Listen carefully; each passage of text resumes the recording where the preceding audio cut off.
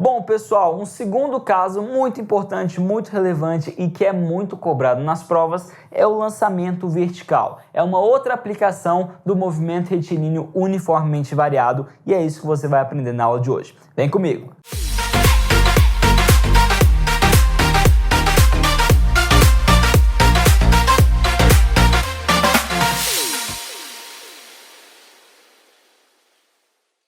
Pessoal, um outro caso muito importante e que também costuma cair muito sobre o movimento retilíneo uniformemente variado é o lançamento vertical. Lançamento vertical também é MRUV, ou seja, as fórmulas também vão ser aplicadas aqui, só que ele é como se fosse o contrário da nossa queda livre. Por quê? A gente tem um corpo que agora vai ser lançado verticalmente para cima, tá bom? A queda livre, ele caía.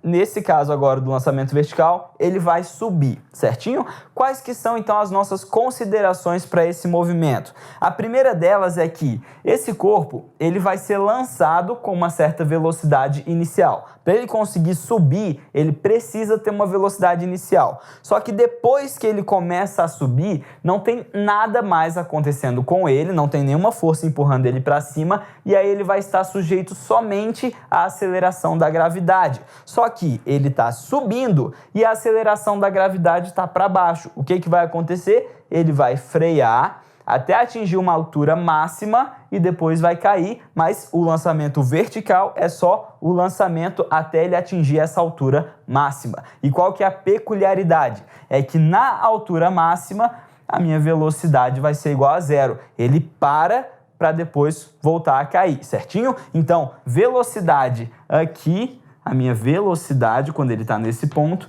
é igual a zero. E ele é lançado para cima com uma velocidade inicial que é diferente de zero.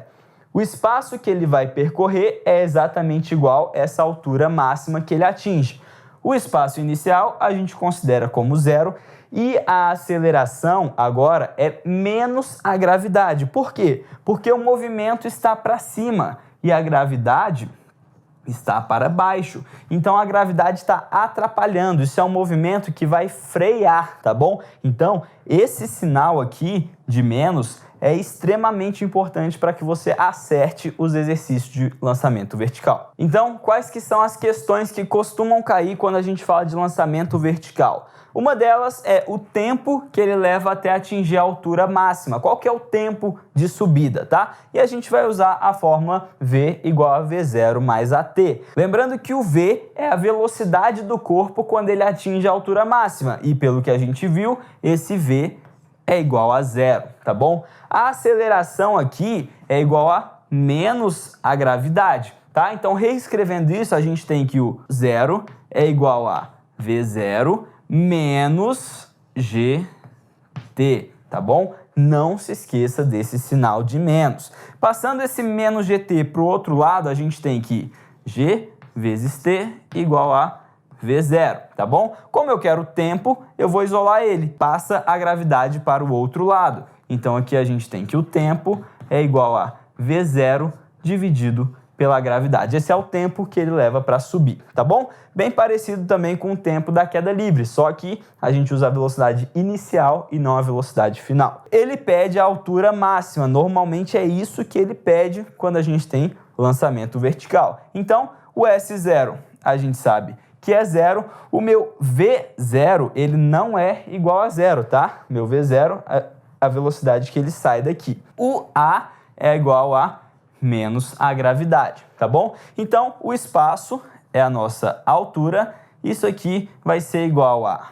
V0 vezes T menos G vezes T ao quadrado sobre 2, tá bom? Aí a gente pode descobrir o tempo que ele leva para chegar na altura máxima e substituir esse tempo aqui para a gente descobrir quanto que é a altura máxima. Ou a gente também pode utilizar a fórmula de Torricelli para descobrir quanto que é essa altura máxima. Também vai dar certo, tá? Se a gente for aplicar a fórmula de Torricelli, vou fazer no cantinho, a gente tem que V quadrado é igual a V0 ao quadrado mais 2A ΔS. O meu ΔS é a altura máxima, é a altura que ele percorreu, a distância que ele percorreu. O V final é igual a zero, tá? velocidade inicial é v0 ao quadrado, menos, porque o a fica menos g, tá? Menos 2 vezes g vezes h, que é a altura. Passando esse menos 2gh para o outro lado, a gente vai ter que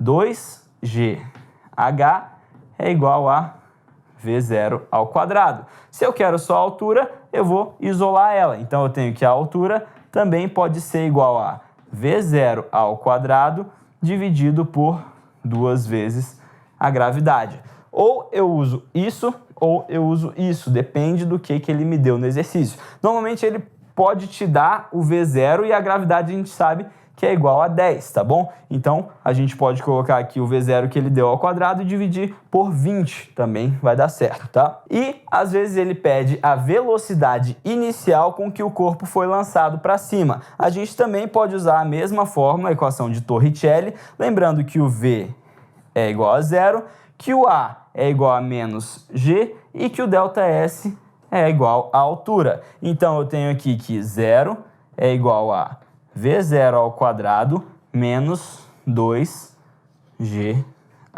tá bom? Passando esse menos 2gh para o outro lado positivo, eu tenho que v0 ao quadrado é igual a 2gh. Eu passei para o outro lado, mas escrevi ele trocado, tá? Não tem problema fazer isso. E aí eu passo o quadrado para o outro lado como raiz, e aí eu vou ter o seguinte, a minha velocidade inicial vai ser igual a raiz de 2gh.